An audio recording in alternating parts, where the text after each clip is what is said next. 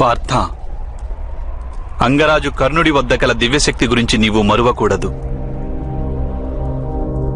యుద్ధంలో అతను ఏ క్షణమైనా ఆ శక్తిని ఉపయోగించవచ్చు. కానీ అర్జునుడి దగ్గర బ్రహ్మాస్త్రం ఉంది కదా వాసుదేవా. గాంధీవధారి అర్జునుడిని పరాజితం చేయగలిగే శక్తి ఏది ఈ విశ్వంలోనే లేదు. అర్జున, ఈ రోజు నీ లక్ష్యం కేవలం ఒక్కటే, అంగరాజు కర్ణుడితో ద్వంద్వ యుద్ధం కొనసాగించటం. గత 10 రోజుల పాటు పితామహులు ధృతరాష్ట్ర పుత్రులను కాపాడుతూ వచ్చారు. ఇప్పుడు వాళ్ళని రక్షించగలిగే శక్తి ఎవరి దగ్గర లేదు. ఈ రోజు నుండి నా సంకల్ప యజ్ఞం ప్రారంభమవుతుంది. ఆ 100 మంది కౌరవులను ఒక్కొక్కరిని వధిస్తాను నకులా.